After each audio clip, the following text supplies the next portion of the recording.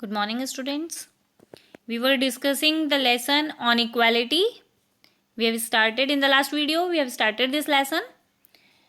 Okay, let us study further. Now, we have discussed about the equality, that our constitution provides us the right to equality. Clear? Now, if you remember the story of Kanta, what you have heard in that story, that there was a line. In that line, everybody, whether he is a doctor, engineer, a politician, or a simple domestic worker, they all are standing in the same line. Clear? सब लोग एक ही line में हैं, चाहे वो कितना भी बड़ा आदमी हो. Plus the most important thing is the number of votes counted for everyone is single. 1 person 1 vote, यानी कि एक पर्सन है तो उसकी कितनी वैल्यू है? 1 वोट की वैल्यू है. चाहे वो कितना भी बड़ा व्यक्ति हो और कितना भी छोटा हो, कोई सा भी वर्क करता हो, मेल हो फीमेल हो, ठीक है, किसी भी कास्ट का हो, किसी भी रिलीजन का हो, सबसे बड़ी बात क्या है? When he is casting a vote, तो 1 person 1 वैल्यू, उसकी वैल्यू कितनी है? 1. ठीक है. इसका मतलब इससे हमने क्या सीखा कि we in our country, our constitution provide us the right that we have equal right to vote. ठीक है. And the value of that vote is 1 for everyone. Right to vote, what does it provide us? All adults, they are entitled, okay, they are entitled to vote irrespective of the caste, religion, sex, etc. Her adult वो क्या है? वो entitled है, वो he is permitted vote देने के लिए, चाहे वो किसी भी कास्ट का हो, किसी भी रिलीजन को फॉलो करता हो, मेल हो फीमेल हो, कोई भी हो. ठीक है. Thing is that what is why only adult. आप लोगों को ये नहीं लग रहा कि हम अभी 7th क्लास में हैं, हमको तो परमिशन ही नहीं है मैम, हम इक्वल कहाँ हुए? हमको तो परमिशन नहीं है, हम तो जाते ही नहीं है, मम्मी पापा के साथ जाते हैं, चुपके से देखते रहते हैं धीरे धीरे से. ठीक है. या उनकी जगह हम प्रेस कर देते हैं, कई बच्चे ऐसे भी होंगे. लेकिन आपको खुद को, आपके नाम से आपको वोट देने की परमिशन नहीं है. Yes, it's right. ऐसा क्यों? अच्छा, आप वोट किसको देने जाते हो? MLAs, MPs, ठीक है. ये सब मिलके क्या बनाते हैं? हम गवर्नमेंट बनाते हैं. तो इसके लिए क्या है? एडल्ट होना जरूरी है. Means it was decided that at the age of 18, जब आप 18 साल के हो जाओगे, you will be casting the vote. ऐसा क्यों किया गया? ऐसा इसलिए किया गया, it was believed that at the age of 18 you are enough mature to think over it and can take the decision to whom you choose to form the government, your representative. क्या बोला मैंने? कि 18 years के जैसे आप हो जाते हो तो ये माना जाता है कि अब आप इतने बड़े हो चुके हो कि आप अपने डिसीजन ले सकते हो. आप डिसीजन ले सकते हो कि आपकी सरकार कौन होगी. The person you are casting the vote, वो जो आपका रिप्रेजेंटेटिव है, वो आपके लिए कौन होगा, कैसा होगा. आप इतना आपका ब्रेन डेवलप हो चुका है कि आप इस डिसीजन को ले सकते हो. ठीक है. तो ये एक टर्म है यूनिवर्सल एडल्ट फ्रेंचाइजी. इसके अंदर ये माना जाता है कि irrespective of anything, when you become adult, when you are at the age of 18 years, you are permitted to cast the vote. Clear.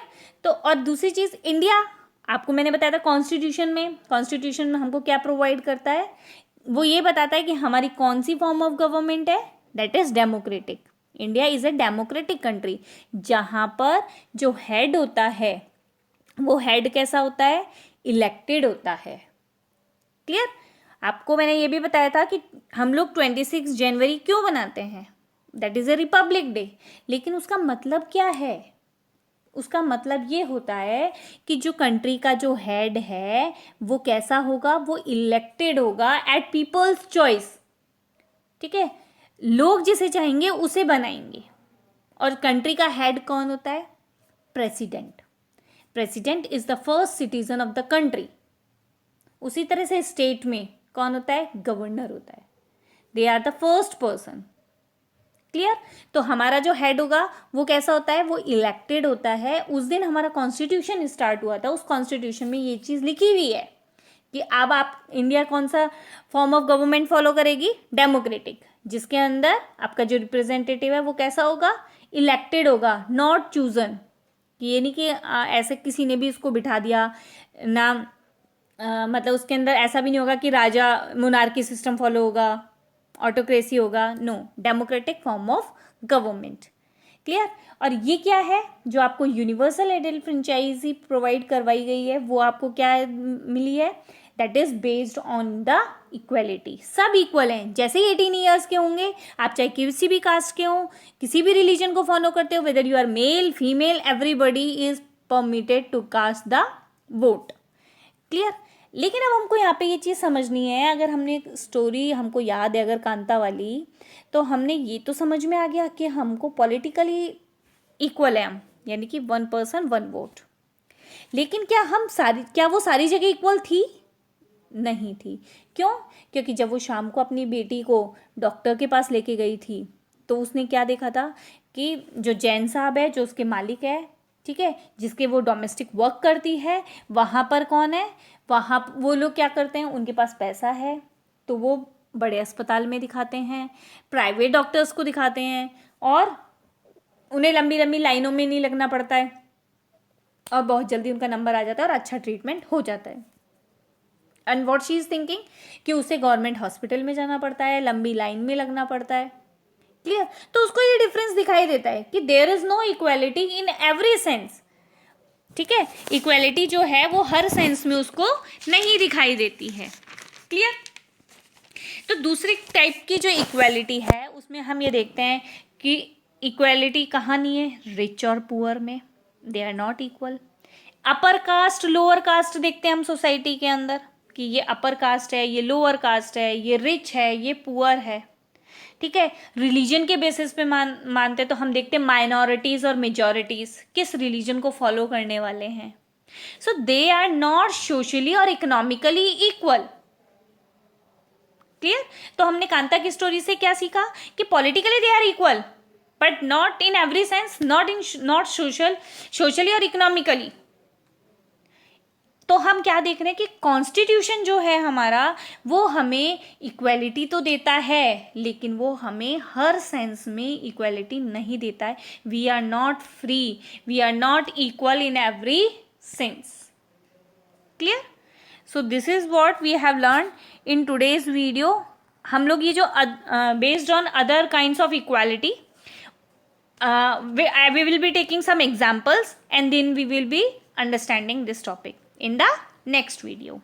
I hope this topic is clear कि universal adult franchise क्या होता है, equality कहाँ है, कौन से basis पे equality नहीं है।